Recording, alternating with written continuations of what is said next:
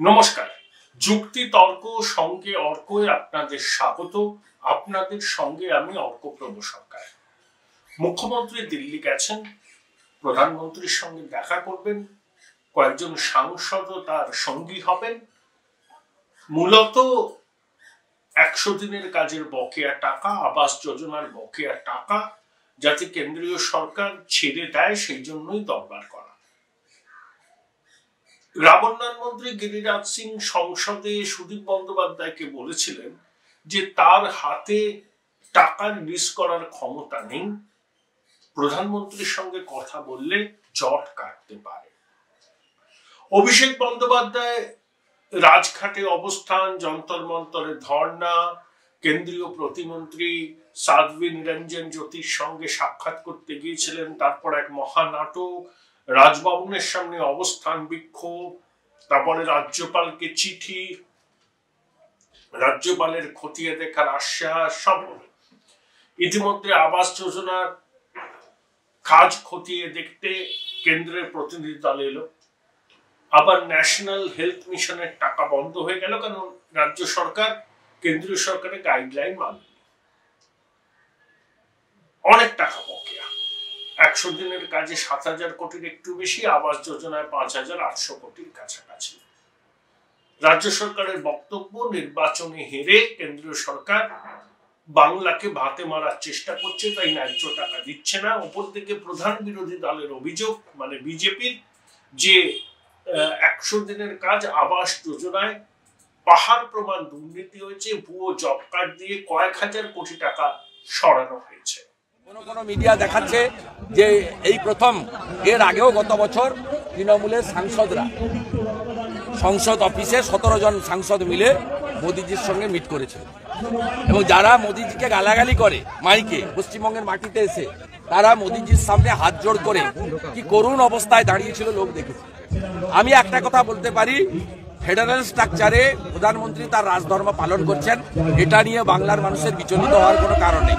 আর আমাদের মন্ত্রী Giriraj Singh crystal clear বলে গেছে যে আগে ভ্রষ্টাচারীদের জেলে যাবে, তারপরে টাকা নেবে। টাকা যা চলে গেছে সাইফন হয়ে 100 দিনের কাজ বলুন, আবাস বলুন, টাকা উদ্ধার করে দিতে হবে। দেশের টাকা, ট্যাক্সের টাকা। আর জেনুইন কোনো লোকের যদি টাকা প্রাপ্য থাকে, তারা ওয়েট করুক, তাদেরকে কাগজপত্র গুছিয়ে রাখুক, আগে ভ্রষ্টাচারীদের কাছ থেকে টাকা উদ্ধার এবং জেলে পাঠানো হোক, সাথে সাথে তাদের পেমেন্টও তারা পেয়ে যাবেন, এটা নিয়ে কোনো দ্বিধাদ্বন্দ্ব নেই। সম্প্রতি অভিষেক বন্দ্যোপাধ্যায় যে দিল্লিতে গিয়েছিলেন, সেখানে তার সঙ্গে যারা গিয়েছিলেন তাদের অ্যাকাউন্টে তিনি টাকা পাঠিয়েছেন। তিনি ঘোষণা করেছিলেন যে যারা 100 দিনের কাজের টাকা পাননি কিন্তু দিল্লিতে তার সঙ্গী হয়েছিলেন, তারা টাকা পাবেন, সেই মর্মে টাকা পেয়েছেন। কিন্তু দেখা গেছে সরকারি আধা সরকারি কর্মীরাও ওই 100 দিনের মাস্টার রোলে অন্তর্ভুক্ত। এখানেই সন্দেহটা জেগেছে। অর্থাৎ বিরোধীদের যে অভিযোগ না, 100 দিনের জব কার্ডে প্রায় 1 কোটির মতো ভুয়ো জব কার্ড দিয়ে বিগত 8-10 বছরে কয়েক হাজার কোটি টাকা সরিয়ে নিয়েছে এরা, সেই টাকা উদ্ধার না হওয়া পর্যন্ত নতুন করে আর টাকা দেওয়া হবে না। তো 100 দিনের কাজের টাকা, আবাস যোজনার টাকা না পেলে গ্রাম বাংলায় তো অসন্তোষ তৈরি হবে। গ্রাম বাংলার মানুষ কি অতটা মানে সবকিছু খতিয়ে দেখেন যে কিসের জন্য টাকাটা আটকে গেছে? তাই তৃণমূল ন্যারেটিভ তৈরি করার চেষ্টা করছে যে হেরে গিয়ে পশ্চিমবঙ্গকে আর্থিক অবরোধ করার চেষ্টা করছে বিজেপির নেতৃত্বাধীন কেন্দ্রীয় সরকার। আর বিজেপির দাবি, চুরির টাকা উদ্ধার করো, তারপর নতুন টাকা নাও। এই প্রেক্ষিতেই একটা বিষয় সামনে এসছে যে কেন্দ্রীয় বঞ্চনা। 17 অক্টোবর আনন্দবাজার পত্রিকায় একটি খবর প্রকাশিত হয়, প্রথম পাতায় প্রেমাংশু চৌধুরী। তিনি বলেন, রিপোর্ট উল্লেখ করে রিজার্ভ ব্যাংকের এই রাজ্যগুলোর ফিনান্স কিরকম, আর্থিক পরিস্থিতি কিরকম, সেই নিয়ে রিজার্ভ ব্যাংক একটা রিপোর্ট পেশ করেছে 2023-24 অর্থবর্ষকে ভিত্তি করে। সেখানে দেখানো হয়েছে যে 2023-24 অর্থবর্ষে শেষ হওয়ার মুখে এখনো পর্যন্ত স্টেট গ্রস ডোমেস্টিক প্রোডাক্টের 6.8% কেন্দ্রীয় সাহায্য পেয়েছে রাজ্য সরকার। 2022-23 অর্থবর্ষে পেয়েছিল স্টেট গ্রস ডোমেস্টিক প্রোডাক্টের 7.3% কেন্দ্রীয় সাহায্য, আর 21-22-এ পেয়েছিল স্টেট গ্রস ডোমেস্টিক প্রোডাক্টের 7.7% কেন্দ্রীয় সাহায্য, যা জাতীয় গড়ের থেকে বেশি। অর্থাৎ অন্যান্য রাজ্যের থেকে পশ্চিমবঙ্গকে কেন্দ্র বেশি সহায়তা করেছে। রিজার্ভ ব্যাংকের রাজ্যগুলোর আর্থিক হাল নিয়ে যে সমীক্ষা বা যে রিপোর্ট প্রকাশিত হয়েছে তাতে কিন্তু তার উল্লেখ রয়েছে। সব থেকে করুণ ছবিটা কি জানেন? যে আমরা কতটা কেন্দ্রীয় সাহায্যের উপর নির্ভরশীল তার প্রমাণ সেই রিপোর্টের ছত্রে ছত্রে আছে। কারণ আমাদের নিজস্ব কর আদায় জাতীয় করের থেকে কম, কর বাবদ অন্য সূত্র থেকে আয় জাতীয় আয়ের থেকে কম, জাতীয় করের থেকে কম। ধরুন স্টেট গ্রস ডোমেস্টিক প্রোডাক্টের 5% কিছু বেশি আমরা মানে রাজ্য তার নিজস্ব কর থেকে আয় করে, কিন্তু ন্যাশনাল অ্যাভারেজ 7%। আবার কর বহির্ভূত যে আয় সেটা স্টেট গ্রস ডোমেস্টিক প্রোডাক্টের 0.4%, কিন্তু জাতীয় কর 1.2%। তাহলে ফারাকটা বুঝতে পারছেন? কেন বলি ঈশ্বর পরিত্যক্ত বঙ্গদেশ? শিল্প কলকারখানা না হলে কর আদায় বাড়বে না। ধরুন 100 টাকা রাজস্ব, তার মধ্যে কর বাবদ নিজস্ব কর বাবদ রাজ্য সরকারের আয় 54 টাকার একটু বেশি। যেমন তামিলনাড়ু বলুন, মহারাষ্ট্র বলুন, গুজরাট বলুন, তেলেঙ্গানা বলুন, এইসব রাজ্যে 100 টাকার মধ্যে 70 টাকা হচ্ছে রাজ্যের নিজস্ব কর বাবদ আয়, সেখানে পশ্চিমবঙ্গে 54 টাকার একটু বেশি। অন্যান্য সূত্র থেকে মানে কর বাবদ অন্যান্য সূত্র থেকে পশ্চিমবঙ্গের আয় 100 টাকার মধ্যে 2 টাকা 60 পয়সা, অন্যান্য রাজ্যের অনেক বেশি।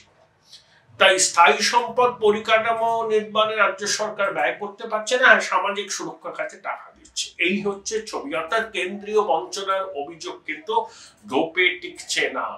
স্টেট গ্রস ডোমেস্টিক প্রোডাক্টের 6.8% কেন্দ্রীয় সরকার দিচ্ছে, এই অর্থবর্ষেও দিয়েছে। আগের বারে তার বেশি ছিল, তার আগের বারে কম ছিল, কারণ এবার ওই 100 দিনের কাজের টাকা, আবাস যোজনার কাজের টাকা কেন্দ্র সরকার এখনো দেয়নি।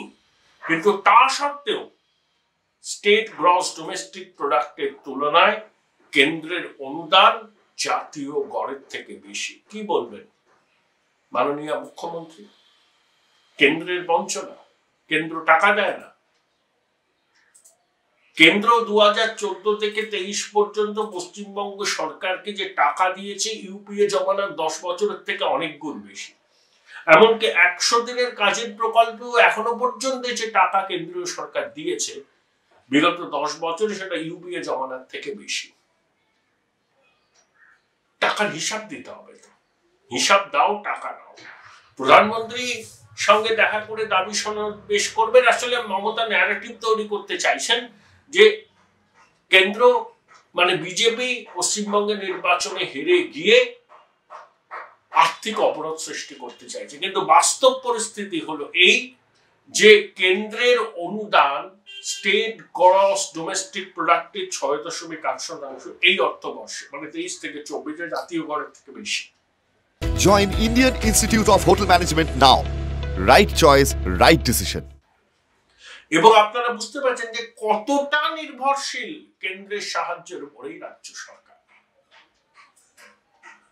তাহলে দাবিটা পাপাতো কেন্দ্রের বঞ্চনা, কেন্দ্রের বঞ্চনা, কেন্দ্রের বঞ্চনা। আমার শিল্প নেই, কলকারখানা নেই, আমি নিজস্ব কর আদায় করতে পারছি না, অন্যান্য রাজ্যের সঙ্গে পাল্লা দিতে পারছি না, তাই নির্ভর করতে হচ্ছে কেন্দ্রীয় অনুদানের উপর। আবার কেন্দ্রীয় অনুদানের টাকা আসলে সেই টাকা লুট হয়ে যাচ্ছে বলে বিরোধীরা অভিযোগ করছেন। তাই লুটের টাকা উদ্ধার করতে পারলেই তো ওই 100 দিনের কাজের মজুরি দেওয়া যায়, আবাস যোজনায় বাড়ি তৈরি করা যায়। সেই লুটের টাকাগুলো উদ্ধার করে দোষীদের শাস্তি দিলে আবার কেন্দ্র টাকা দেবে। কিন্তু যতদিন সেই টাকা উদ্ধার না হয় কি করে কেন্দ্র বিশ্বাস করে টাকা দেবে? এই সহজ যুক্তিটা তো মানতে চাইছেন না কেউ। এই হলো মোটামুটি বিষয়। মুখ্যমন্ত্রী ইন্ডি জোটের বৈঠকে থাকবেন, কেজরিওয়ালের সঙ্গে আলাদা করে বৈঠক করবেন, যে রাজ্যে যে দল শক্তিশালী সেই ইন্ডি জোটের নেতৃত্ব দেবেন, তারাই সর্ববৃহৎ সংখ্যায় আসনে লড়বেন। এইসব অনেক কিছু আলাপ আলোচনা ইত্যাদি হবে টবে, কিন্তু ইন্ডি জোটের ইন্টারনাল ডিনামিক্স যেটা আছে সেটা কিন্তু খুব ভঙ্গুর। সবাই প্রধানমন্ত্রী হতে চান। মমতা তো বলেই দিয়েছিলেন শিলিগুড়ি থেকে তিনি ইন্ডি জোটের নেতৃত্ব দেবেন, বাংলা পথ দেখাবে। নীতিশ কুমার কি পিছিয়ে থাকবেন? সঞ্জয় রাউত উদ্ধব ঠাকরের নাম হাওয়ায় ভাসিয়ে দিয়েছেন। কেজরিওয়াল অত্যন্ত অ্যাম্বিশিয়াস, তিনি ইতিমধ্যেই বলেছেন উত্তর ভারতে বিজেপির প্রধান প্রতিপক্ষ আপ, কারণ দিল্লি পাঞ্জাবে তারা ক্ষমতায় আছে। কংগ্রেস ব্যাকফুটে, বামপন্থীদের শক্তি আগের মতো নেই, তাদের সে এখন সেইভাবে গ্রহণযোগ্য নয়। তাই মমতা বন্দ্যোপাধ্যায় ঘোলা জলে মাছ ধরতে গেছেন। আরেকটা আশ্চর্যজনক ঘটনা ঘটেছে যে ডায়মন্ড হারবার পুলিশ জেলা সেরা স্বীকৃতি পেয়েছে। কেন্দ্রীয় সরকার দেয়নি, রাজ্য সরকার দিয়েছে। স্বরাষ্ট্রমন্ত্রীকে মুখ্যমন্ত্রী, অভিষেক বন্দ্যোপাধ্যায় তার ভাইপো ডায়মন্ড হারবারের সাংসদ। তাই রাজ্য সরকারই ডায়মন্ড হারবার পুলিশ জেলাকে সেরা স্বীকৃতি দিয়ে দিল। আর অভিষেক এবং তার গোয়েবলসরা তালি বাজাচ্ছেন। শুভেন্দু চমৎকার বলেছেন যে নিজেরাই নিজেদের পিঠ চাপড়াচ্ছে। এক্সান্ডেল একটা ছবি পোস্ট করেছেন, একজনের ঘাড়ে আঘাত, সে পুলিশের সামনে দাঁড়িয়ে আছে। তিনি বলেছেন ব্যঙ্গ করে, বিরোধী দলনেতা ব্যঙ্গ করে বলেছেন, অভিযোগে বলতে পারেন, ব্যঙ্গ বলতে পারেন, ডায়মন্ড হারবার পুলিশ জেলায় পুলিশ বিরোধীদের গণতান্ত্রিক অধিকার খর্ব করে বলেই এই স্বীকৃতি। ডায়মন্ড হারবারে পঞ্চায়েত নির্বাচনও এবারে সবচেয়ে বেশি লুট, গণনা কেন্দ্র লুট আপনারা দেখেছেন। তাই ডায়মন্ড হারবার মডেল মানে নাৎসিজম, ডায়মন্ড হারবার মডেল মানে ফ্যাসিবাদ, ডায়মন্ড হারবার মডেল মানে একনায়কতন্ত্র, ডায়মন্ড হারবার মডেল মানে লুটের ভোট আর খুন, ধর্ষণ, হত্যা। কিসের ভিত্তিতে তাহলে এই পুরস্কার? কিসের ভিত্তিতে এই পুরস্কার? না, আপনি যে কোম্পানির মানে মিডিয়া গ্রুপের যে রিপোর্টার, সেই গ্রুপের মালিক যদি বলে যে আমি নিজেই নিজেকে পুরস্কৃত করলাম, আমার টিআরপি সবচেয়ে বেশি, সেলফ ডিক্লেয়ার, এটা তো তাই। এখানে পিসি আর ভাইপো দুজন মিলে সরকার চালাচ্ছে, কার্যত পুলিশ নিয়ন্ত্রণ করে ভাইপো। তাই পুলিশ মন্ত্রী তার পরিবারের ভাইপোকে খুশি করার জন্য, কারণ ভাইপো নাকি গত 2 মাস কথা বলছে না পিসির সঙ্গে, কার্শিয়াংয়েও নাকি মুখামুখি হয় না, এটা অন্য কি আছে জানি না, একটা তাড়াতাড়ি মুখ্যমন্ত্রী হওয়ার ব্যাপার আছে। না বাড়াচ্ছে কিন্তু জানি না, কিন্তু আমাদের কাছে তো অনেক খোঁজখবর থাকে, একটা চাপ আছে যে ভাইপো বলছে তুমি রিটায়ার করে যাও, আর পিসি বলছে যে না এখনই রিটায়ার করার জায়গায় আমি নেই, এইরকম একটা ব্যাপার আছে। সেই ব্যাপারটা থাকার জন্য পিসি বা স্বরাষ্ট্রমন্ত্রী ভাইপোকে পুরস্কার করেছে, নিজেদের পুরস্কার নিজেরা নিয়েছে, সেলফ ডিক্লেয়ার। অতএব এটা নিয়ে আলাদা করে কারোর ইন্টারেস্টও নেই, এটা নিয়ে ডায়মন্ড হারবার পুলিশ জেলাকে নিয়ে কেউ হই হই চই চই রই রই করছে। অতএব জমে উঠেছে। মুখ্যমন্ত্রী দিল্লিতে 20 তারিখ পর্যন্ত, শুভেন্দু বলেছেন তিনি আসার পরে অনেকের জেল যাত্রা দেখতে পাবেন, অপেক্ষা করুন। শুভেন্দু অধিকারী উত্তরবঙ্গে সভা করতে গিয়েছিলেন, তখন তৃণমূলের আইটি সেলের কয়েকজন রাস্তায় মাইক মুকেছে, শুভেন্দু চোর, শুভেন্দু চোর বলে। একজন চোর আসছে, বাড়ির মহিলারা গয়না সেফ রাখুন, ছেলেরা মানি ব্যাগ ঠিক রাখুন, ইত্যাদি ইত্যাদি। তো আমার প্রশ্ন, ওই আইটি সেলের যারা আছে, মাথা টাতা দেবাংশু অল্প বয়সী ছেলে, যে এরপরে ববি কাকু গেলে আপনারা একই কথা বলবেন তো? সৌগত জেঠু গেলেও একই কথা বলবেন তো? কাকুলি পিসি গেলেও একই কথা বলবেন তো? কেন শুভেন্দু কেন? এটা তো সবাই ক্যামেরার সামনে টাকা নিতে দেখা গিয়েছে, বলবেন তো? যদি বলেন তাহলে বুঝবো দম আছে।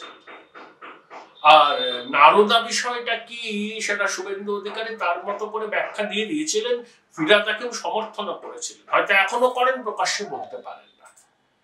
তাই ঠিক আছে, শুভেন্দু অধিকারী সম্পর্কে আপনারা বলছেন, বলতেই পারেন, আপনাদের গণতান্ত্রিক অধিকার, কিন্তু প্লিজ আইটি সেল ববি কাকুর সম্পর্কে বলবেন, সৌগত জেঠুর সম্পর্কে বলবেন, কাকলি পিসির সম্পর্কে বলবেন। এরা অভিষেকের সবাই কাকু পিসি জেঠু তো গুরুজন স্থানীয়, এদের সবাইকেই দেখা গেছে টিভির পর্দায়। পরিশেষে বলি, রাজ্য সঙ্গীত নিয়ে একটা বিতর্ক হচ্ছে যে রবীন্দ্রনাথের গানের বাণীর পরিবর্তন হয়েছে। এটা করা যায় কি? আমার মনে হয় করা যায় না, কিন্তু কেউ তো কিছু বললো না। শ্রীজাত বললেন না, সুবোধ বললেন না, শুভাপ্রসন্ন বললেন না, আরো অনেক আছে, কত নাম বলবো, লিস্ট বলবেন কি? মেরুদণ্ডটা এরকম বেঁকে গেছে। টোকাটা কমিটির চেয়ারম্যান হব, এপাং ওপাং ছপাংকে শ্রেষ্ঠ কবিতা বলবো, কবিতা একাডেমির চেয়ারম্যান থাকতে হবেন, আরো কত কি সব আছে গেছে। রবীন্দ্রনাথের গানের বাণীর পরিবর্তন হয়ে গেল, বাঙালি এটা মেনে নিল। কি? মাননীয় সরকার এটা করেছেন, মাননীয় মঞ্চে ছিলেন, গানও গেয়ে ফেললেন সবাই, মাথায় একবারও স্ট্রাইক করলো না গানের বাণী এভাবে বদল করা যায়। রবীন্দ্রনাথের গানের বাণী, রবীন্দ্রনাথের গানকে এখন অন্যভাবে গাওয়া যায়। বিশ্বভারতী আগে যেসব বিধিনিষেধ ইম্পোজ করতো সেসব নেই। তার সব থেকে বড় সাফারা জর্জ বিশ্বাস, সে তো আমরা সবাই জানি। কিন্তু রবীন্দ্রনাথের গানের বাণী পরিবর্তন হয়ে গেল, বাংলার সুশীল সমাজের মুখে রাগ কাটল না। কবির সুমন চুপ, প্রতুল মুখোপাধ্যায় এখন আর বাংলায় গান না বলে, শুনতে পান না নাকি? প্রতিবাদ করেছেন অভিনেতা রুদ্রনীল ঘোষ তার ফেসবুক পোস্টে, একবার শুনে নিন। ঘুমো বাঙালি নাকে তেল দিয়ে, আরো চুপ থাকো তুমি। ঘুমো বাঙালি নাকে তেল দিয়ে, আরো চুপ থাকো তুমি। চোরেদের হাতে সঁপেছ বাংলা, তোমার জন্মভূমি।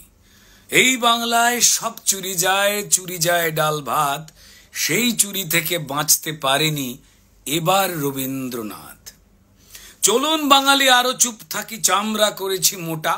হৃদয় মরুখ রবীন্দ্রনাথ, বাঁশ কিনি মোটা সোঁটা। বাঙালিকে এক করতে রবি গেয়েছিল যে গান, বাংলার মাটি বাংলার জল হারালো নিজের মান।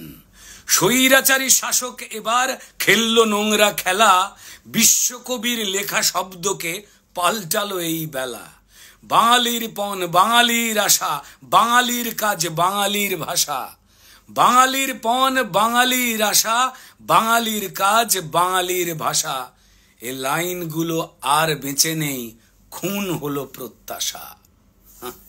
জানেন, বাঙালি শব্দে এতটাই ঘৃণা মমতা করেনি গোপন, রবির কলমে আর লেখা নেই বাঙালির ঘরে যত ভাই বোন। বাঙালির কেটে বাংলার হলো, গাওয়া হলো সেই গান। বাঙালি তুমি ব্যস্ত যে বড়, চুরি গেল সম্মান।